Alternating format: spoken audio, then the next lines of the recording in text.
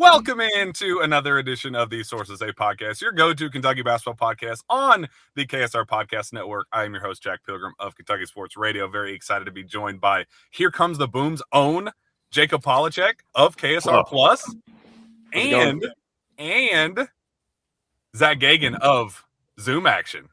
What a talking heads of all three of Kentucky's basketball podcasts, KSR's basketball podcast, and I'm in a car.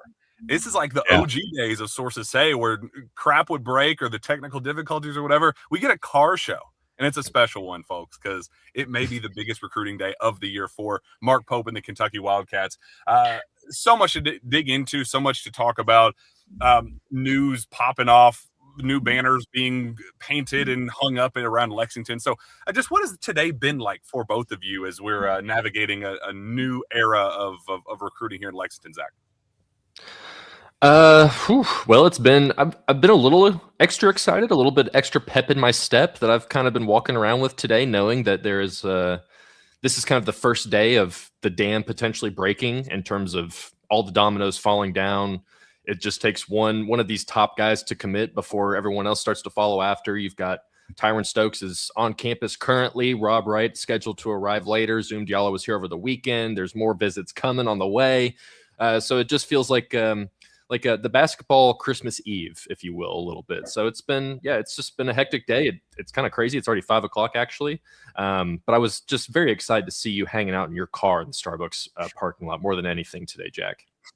I was going to do it outside, but it's just so freaking windy, man. And the internet inside just sucks. So my phone data was actually faster than being inside. So and they were playing their little coffee shop music, and I just didn't want that in the background.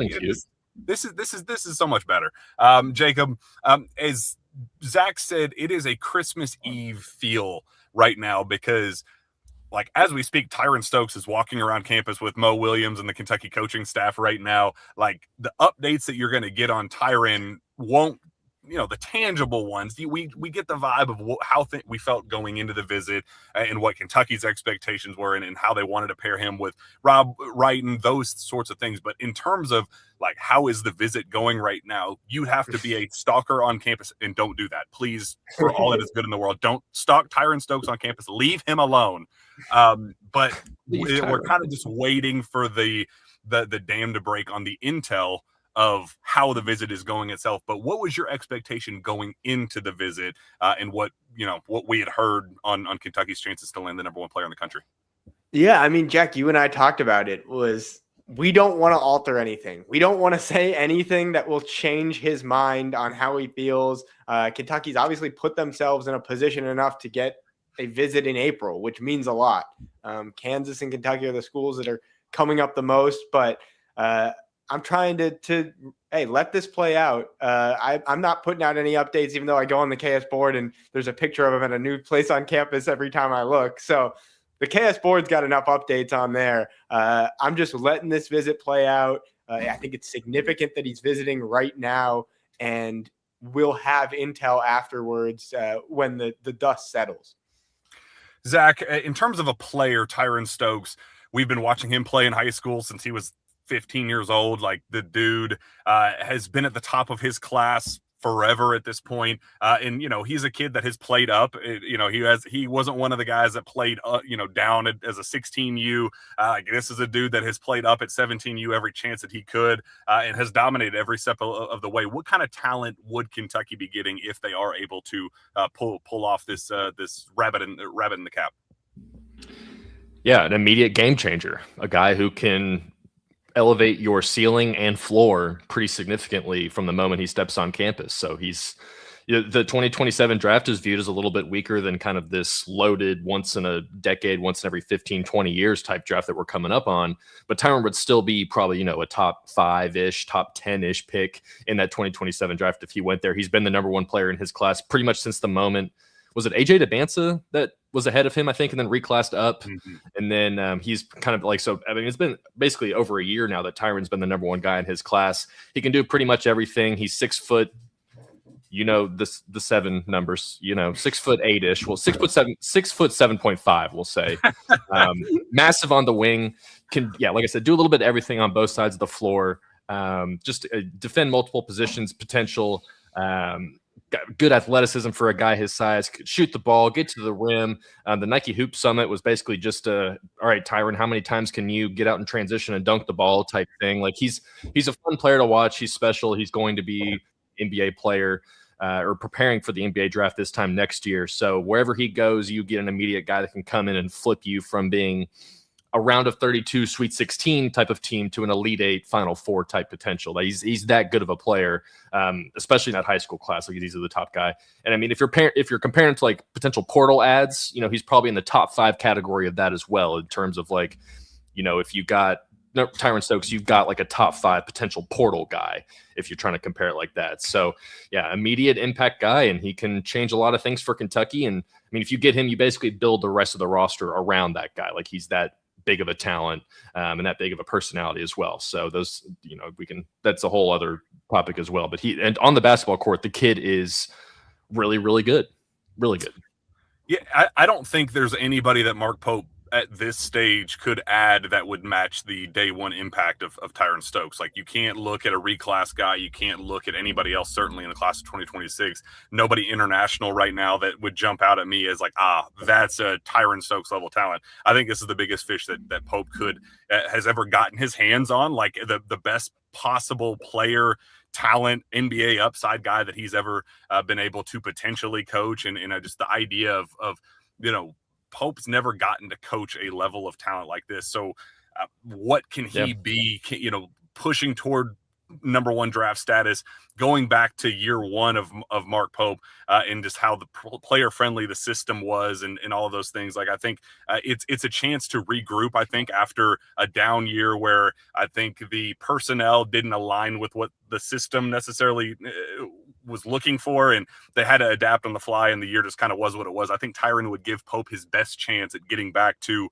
his roots as an offensive friendly, player friendly coach. So it's massive. And Jacob, we did an intel piece after the news broke by Chris and Peak that the visit was happening, that on KSR Plus and KS Board, that this is something that Kentucky has kind of had, like just never letting go of the rope. When the momentum flipped toward Kansas, we reported that Kentucky was going to land his commitment back in the fall. Like that was one that he was ready. He had decided on Kentucky and was waiting to make his decision and announcement. And I think the speculation and the like, I'm hearing that he's announcing on Saturday. Well, I'm hearing he's announcing at Big Blue Madness. He's going to be a surprise visitor at Big Blue Madness.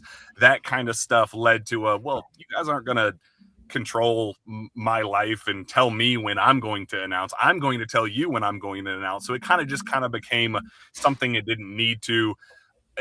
He pushes it back, and it allows other schools go, I thought it was done for Kentucky, so maybe we can throw our hat back in the ring. We thought it was a done deal elsewhere, so maybe we can give it a shot. So that's how Kansas got its foot in the door and allowed it to be, become what it was, where they were able to take over as the leader for Tyron Stokes and potentially land his commitment. So Jacob, I think just to get back in the conversation where I don't think either of us are willing to say, done deal, feeling great about Kentucky. Like the fact that they're just trending in the right direction, and we put it as on Saturday as a toss-up, I think is the most comfortable phrasing that we're willing to put it at. The fact that it's even at this point, I think, is a massive success for Mark Pope. But now it's on him that he's on campus. He's got to finish the job.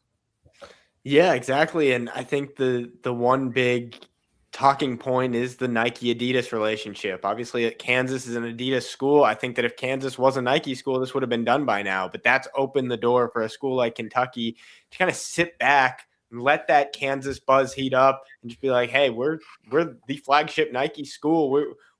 Come to us if it falls through with Kansas. And if they can't get it done in that aspect, then Kentucky doesn't need to churn in their wheels, making it happen. They can come on late and make it and get it done. So this visit is hugely important. Going off of what Zach said about just him as a player, I was texting with an NBA scout who watched him at the Nike Hoop Summit practice there, and I was just, how'd he look? He's like, well, he looks like the best player in the class to me. So it's pretty. You hear so much about this 26 class and how it might not be comparable to some of the other recent classes, but when you're looking at the class as a whole, there is really no debate on who's the best player in it. Yeah, I totally agree. And I know like Jeff Goodman did a show here recently. I think he might be live right now or just finished a live or something, but he thought that Kansas was still a firm leader there. I think Travis Branham had a similar report with 247 Sports and CBS that he thought Kansas was still the leader, but I would disagree. Like I think that it is definitely closer to a coin flip and trending toward Kentucky more so than trending away from Kentucky, where the ball is in Kentucky's court to decide how this thing finishes. And, again, we'll learn more after the fact, but they've positioned themselves to make their final move and potentially land this thing. So I think it's that's all intel that we've already had on the board. But I do think that they are within arm's reach of making a serious move for them. And I do think as we transition into the next topic, Rob Wright, Tyron really likes Rob Wright. And that I think when you're Mark Pope and you're building out the big board, and as we've talked about before, that when building out this roster and talking to other players who could be coming back or other potential options, the conversation has still included Tyran Stokes and all of it and says, hey, how would you fit alongside Tyran Stokes? So I do think that the conversation started with Mark Pope of, who do you want to play with? Tyran, you call your shot. Who do you think would be a great fit alongside you? And I think that two of the early names that came out were Zoom Diallo of Washington and Rob Wright of BYU. Zoom makes his official visit. That one was eerily quiet as things unfolded. I got some feedback that it was more of just like, yeah, the visit went fine, but nothing to suggest that, Kentucky is out or that Kentucky was this overwhelming favorite. I think it was just kind of okay. But I think the bigger news, Zach, is that after the visit, Mark Pope and Mo Williams immediately jumped on a plane and flew down to Atlanta to meet with Rob Wright, who I know that Tyron is a big fan of and would like to play with. So what does that indicate to you? And is this one that you're keeping an eye on as potential, commitment watch? Could Rob Wright be the guy? Every time I look over at Jacob, he's just cheesing his little. I'm not looking at the comments. I'm not looking at it, but he put it on the screen. I had to see it. No, it's fine. Jack, one of the first things I've noticed, I feel like over the last couple of days, kind of to that point, I'm sure he'll get some sort of Rivals hat to wear.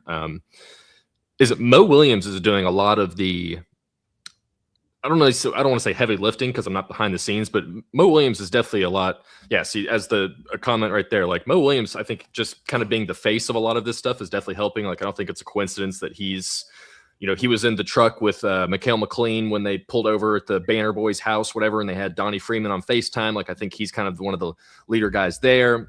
He's an easy guy you can connect with Tyron Stokes. I'm sure that's part of the reason Tyron wanted to come back and visit, was to say, like, okay, let's see what Mo Williams can tell me, like former player, his kid's going to play here. He's obviously got a lot of basketball experience, played in the NBA. Like, what can I learn from him? Let's try and get to know him a little bit better. If you're Rob Wright, you're like, okay, I'm a point guard. I want to learn from the best point guards. Like, let's go see what Mo Williams can. It's obviously going to come down to Mark Pope and the pitch that he makes, but I do think that Mo Williams is taking a pretty significant step and being a big leading recruiter for all this stuff. Him and McLean as well. Just two of the younger guys on staff, McLean in particular, being able to do all that. But I kind of forgot your original question, but I know it was centered around Rob Wright, so I'll just kind of talk about him for a second. Supposed to get here tonight in Lexington. Definitely sounds like he wants, he's said it himself. I don't know if he's publicly said it or it's been reported that he wants to play with, a lottery type talent. That's what he's done literally since he was like a junior or at least a senior in high school. He played with Cooper Flagg, then he played with VJ Edgecombe, then he played with AJ Debansa. So like he's played with a top 5 pick pretty much his last 3 years. So he's trying to pair himself again with another guy and Tyron Stokes, who could be a top 5 pick. So I think that pairing makes sense right there. Rob Wright would be a good guy that you could help try and get the ball to a guy like Tyron and just kind of facilitate the offense a little bit as well. Every time I look over at Jacob, man, he's got this little smirk on his face and it's distracting the hell out of me. I don't even know what he could possibly be laughing at, but Rob Wright's a game changer as well, a game changer potential type guy, can come in and be and where the hell is he? Where could he possibly be going right now in the middle of the show? I have no idea. Never mind us, Jacob. We're just trying to do a show here. Yeah, we'll just do the show here. That's fine. Yeah, chime in whenever you want, Jacob. He better come back with something interesting. That's all I got to say in his hands. But Jack, I'll be honest with you, man. I don't remember anything you talked about when you were initially talking to me. Jacob's got me too distracted, but Rob Wright is definitely. It's just, could Rob Wright be the guy? And I think you. Yes, he's my pick. Like if I had to pick between him and Zoom, I'm probably leaning towards Zoom or Rob Wright in terms of the Zoom action, Zoom Diallo bit would be hilarious, but in terms of the on-court fit, I feel a little bit better about Rob Wright. I just think he's a little bit of a better player. I think he'd probably work a little bit better with Tyron, and it seems like they could just have a little bit better synergy together. So I think you can't really go wrong either way with either of those guys if you can land them or land them both. Why not? Who knows? I'm sure that there's probably some more intel on that, whether they would actually want to play together or not. But Rob Wright, good player. Yeah, Jacob, with Rob, the intel that I've gotten and again shared on KS Board was that BYU has felt for a long time that they were going to ultimately get him back. So my understanding of how things unfolded was that no matter how anything was going to unfold was Rob was going to explore the portal just to get some other options on the table, other offers on the table, to just for negotiation purposes. Like, hey, we're not going to just re-up with BYU at the same old rate without exploring and seeing what else is out there available for us. So that is definitely something that they have been confident with basically from the very beginning, that even though Rob turned down the initial return offer, that they always felt that Rob would come back and they'd be able to meet in the middle somewhere. But I think as he has explored some of these options, and I think yesterday really did it was Saturday, I guess, after Zoom's visit when Pope and Mo Williams flew down to Atlanta. Like, I think that made a pretty substantial impact on Rob of saying, like, man, I was probably just going to use this process as unless somebody actually were just made me think like, okay, there's no other choice but this other choice. I probably end up going back to BYU, but that Kentucky really kind of opened up the door with Mo Williams, especially, as like, well, shoot, maybe I could be, a future pro NBA guy learning under a former All-Star, Zach, as Cleveland Cavs legend, former All-Star, baby, champion. Former champion, former All-Star, that really did open Rob's eyes, saying, man, I'd really like to learn and grow under Rob Wright, a similar kind of undersized guard. So that was definitely something that jumped out. But I think some of the early intel I got, Jacob, was BYU return was a massive heavy favorite going into all of this. And then as he explored some of these other options, it was, well, shoot, I really do kind of like what Kentucky's offering. And obviously with money, like, you wouldn't be in the conversation if the money wasn't in the conversation. So I do think that it was kind of a back and forth between Kentucky and BYU, and St. John's recently talked a big game about how much they could offer, but I and I heard that they could potentially visit there, Villanova potentially, but it does sound like this is going to come down to coin flip between BYU and Kentucky. Yeah, I completely agree. Like, I teased it on the KS board before Rob was even in the portal, saying that Kentucky was going to be going after a big-time guard. And I think I said that I can't remember my exact wording, but I said, like, Kentucky's biggest competitor is going to be the team that he's currently on, which is BYU. And so getting them into the portal was step one, but they're a long way from finishing it. Like, BYU is still in there, like you said. And so they still need this visit to go well. But I like where Kentucky stands in the grand scheme of it, where it's really them, BYU, maybe St. John's. And there's not a lot of schools that are really super in there. So, getting this visit today on Monday was just massive for the staff. I guess so. He's landing here shortly in Lexington, so we'll see. So there will be a little bit of overlap there with Tyron and Rob being there together. Hopefully, they just have the best time possible together and talk about what that would look like. So those are the obviously 1A, 1B targets for Kentucky. But Zach, Donnie Freeman's a very real possibility. Who it's been rumored and reported that he is visiting starting tomorrow, but I haven't gotten that confirmed outside of just like, yeah, we're going to see, talking to Donnie himself, and I've been in contact with those around him, that I think they're kind of wanting to play up the big surprise, but they know about the banners and the all the stuff up for him, welcoming him to Lexington. So that's kind of the 1A, 1B, but then right behind is option 2 is definitely Donnie Freeman. What do you know about Donnie Freeman, and what kind of impact could he make at Kentucky if Pope's able to land him? Yeah, Donnie Freeman is a very. I don't even know the best way to describe it because he just played for two bad Syracuse teams under their head coach who got fired, Adrian Autry. So they were just not very good, not very competitive. And he dealt with, I know we don't want to talk about it, but both his freshman and sophomore years were impacted by foot injuries, the same foot. I think there were different injuries from the reports I saw online, but same foot. He missed, I think, the final 19 games of his freshman year, and then missed 9 games in the middle of his sophomore season due to that foot injury. So I don't think it was ever specified by Syracuse basketball themselves of what it actually was. But when he came back and finished, I think he played the final 18 or 19 games of his sophomore season, was still productive as he was his freshman year. A borderline double-double guy, like a 13-7, 14-8, 15-8 type guy who can go out there. He's 6'8", really long, athletic, wants to get into transition, run up and down the floor, will shoot the basketball from three. Not necessarily his strong suit, but can be a little bit stretchable there.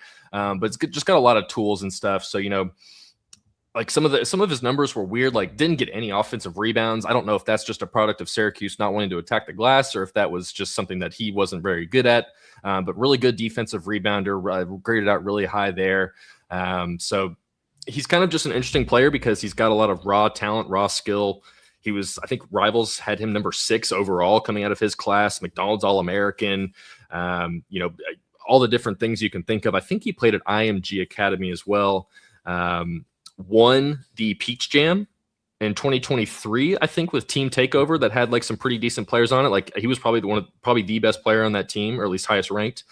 So he has a pedigree of being able to win and do all that stuff. But yeah, now let me just double check and look this up on the fly. But I'm pretty sure that Donnie Freeman was coached by Mikhail McLean on the Bahamas team. Yes. Am I right about that? Yes. You are. Yes. So there's a connection there as well with Coach McLean.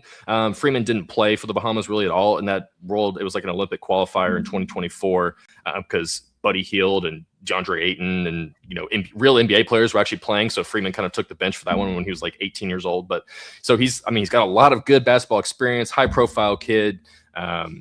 Put up good numbers at Syracuse in his 2 seasons there on a bad team.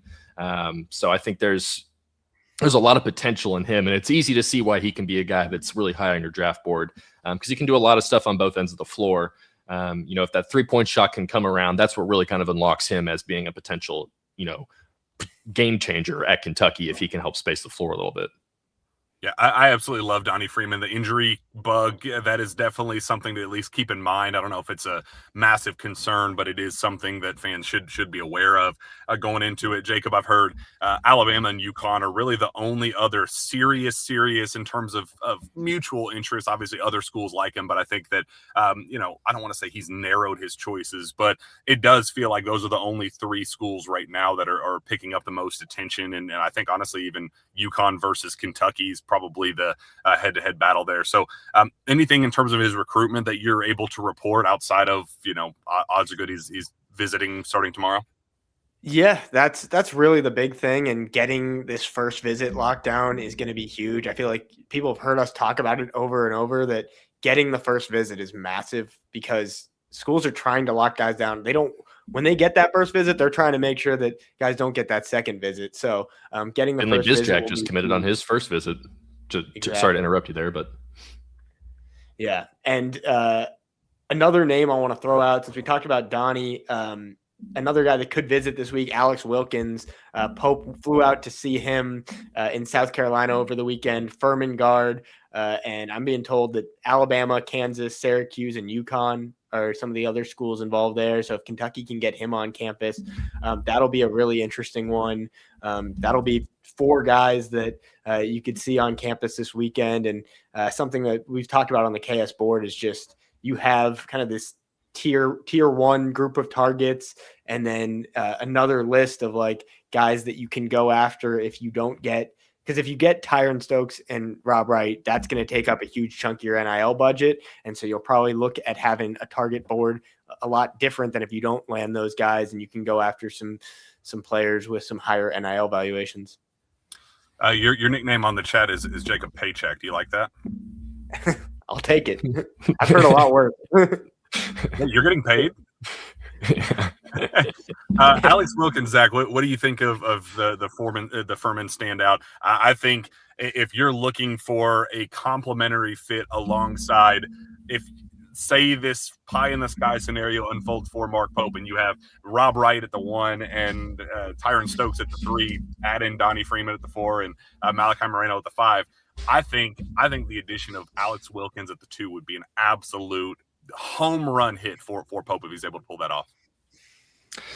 Yeah, I don't, generally know too much about Alex Wilkins other than just the stuff I've been able to kind of research myself. But it doesn't sound like he's coming in to be like a backup depth guy. Like he's going to be someone that really wants to come in and command a lot of minutes and get a lot of shots up. I know his 3-point shooting wasn't that great in his freshman season. From some of the people I've been talking to, it sounds like that might be more of like the guy was just shooting a bunch of shots for, a team like a Furman where he kind of just had a free reign thing. So what is it? It's his 3-point shooting is 32.8% last year. Like, I think you could probably expect that to tick up a little bit as his next stop, as he just kind of, the usage kind of goes down a little bit.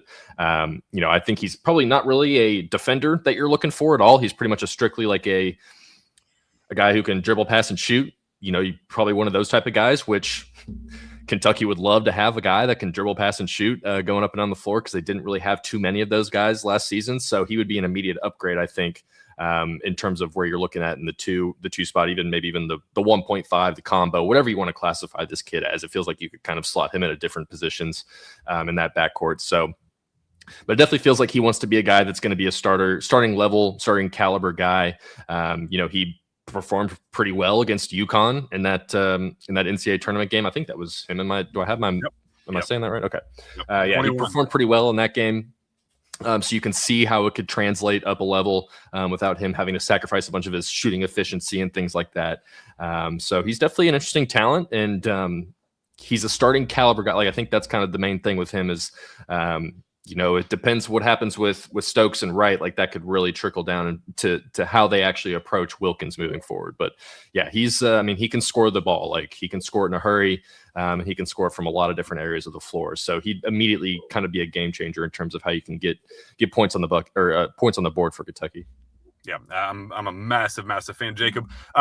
In terms of how this is all the dominoes are to fall and kind of the foundation that Pope has set, just what have your takeaways on how he has assembled this board?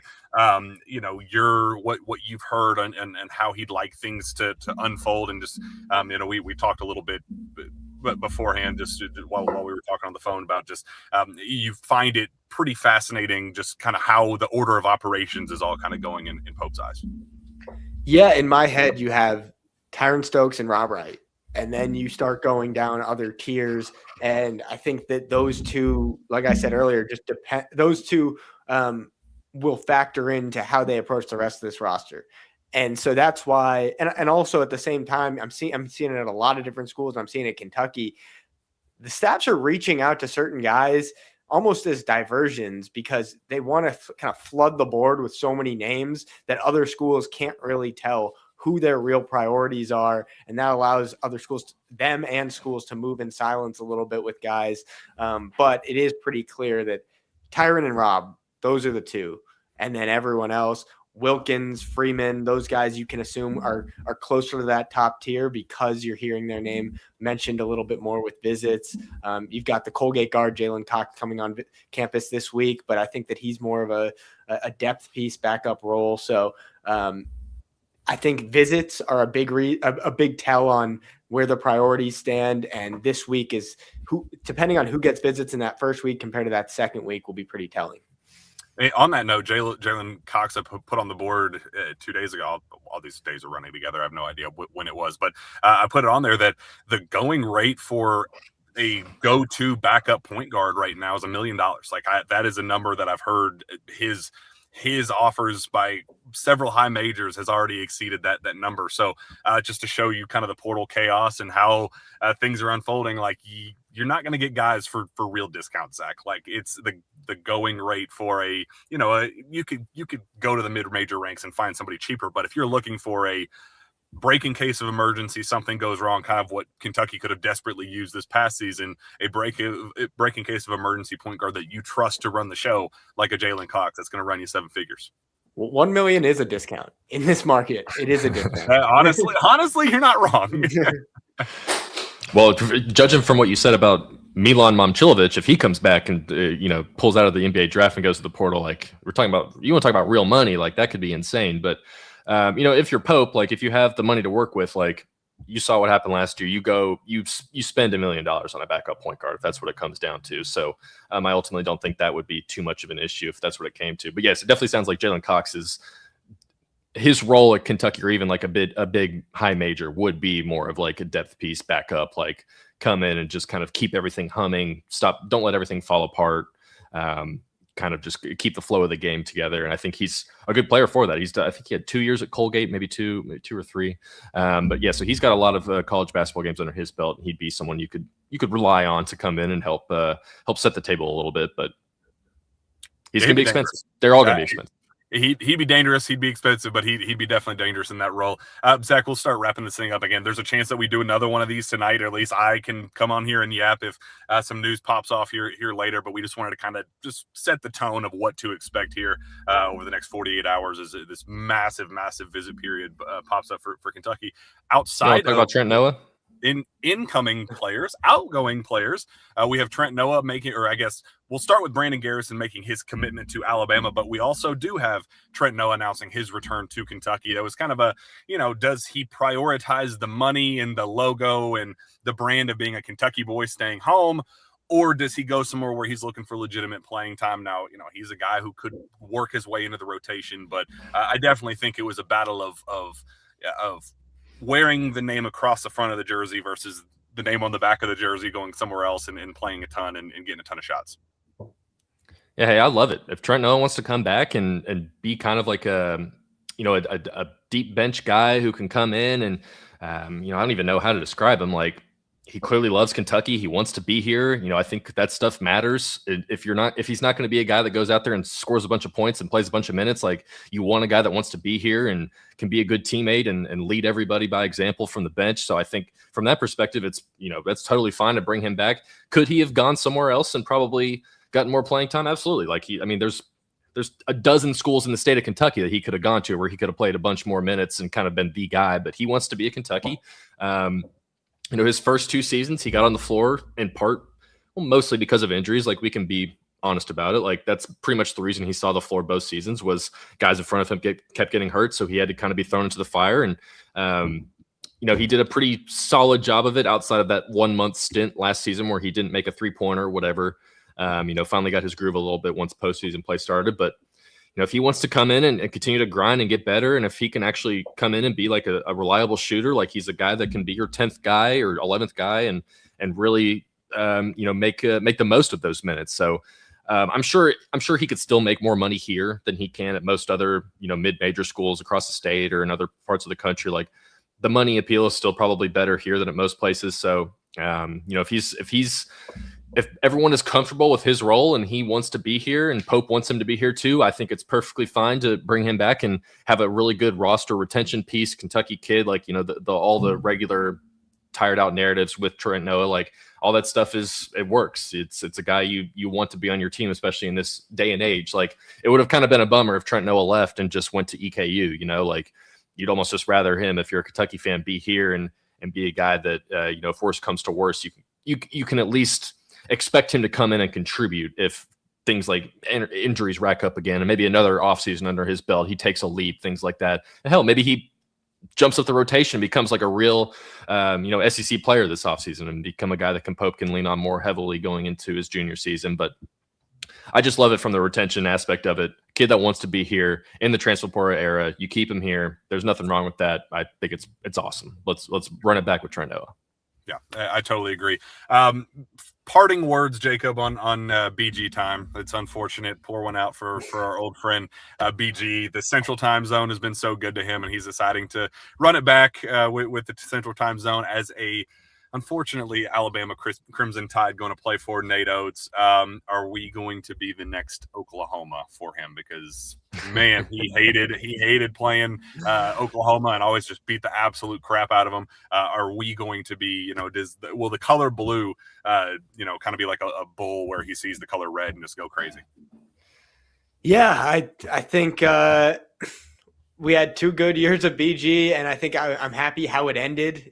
He had some really good moments towards the end of it, but I think we all knew it was probably time for a change of scenery for both sides. And yeah, all I have to ask is, what's this mean for Brandon Garrison? Last time we can say it. Until next season, when Alabama comes to Rupp Arena, the jokes will be had. Yeah. Oh, I'm scared, but you know what? But we're gonna be fine. The talent that Mark Pope is trying to add, I feel good that we'll at least be able to throw counter punches with our boy BG. So Brandon Garrison will hit a 3 against Kentucky next season. For That's sure, probably top of the key, swish, banking it in, something like that. So.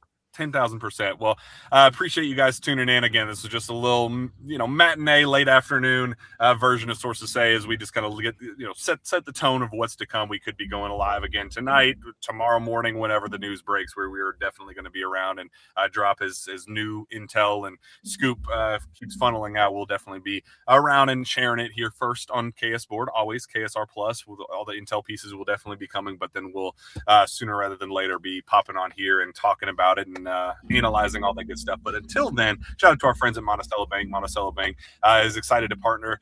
We are excited to partner with them, as with Sources Say. Enjoy the home court advantage with Monticello Bank's HELOC special and use the equity you built in your home to finance special home projects and improvements. Score big with the fantastic introductory rate and attractive closing costs with 21 locations in 15 counties across Kentucky. We're just around the corner, so hurry in and speak with our mortgage lenders about this limited time offer today. Find us on the web at mbcbank.com.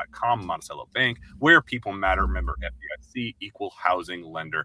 Make sure you go subscribe to KSR Plus. Subscribe right here on the KSR YouTube channel. I need to get the heck out of this hot car. It is so hot. I'm sweating. I'm sure you could see. You haven't turned it on? No, I just didn't want the fan, how loud the fan is and all that stuff. This is the only way I could do it in the parking lot at Starbucks. So I promise the next time you see me, I will be in my home, in my office, and it'll be better presented. But hopefully we'll be bringing good news next time you see our lovely / kind of ugly faces. So for Jack, for Zach, and for Jacob, we appreciate you guys joining us, and we'll see you next time. Go Cats.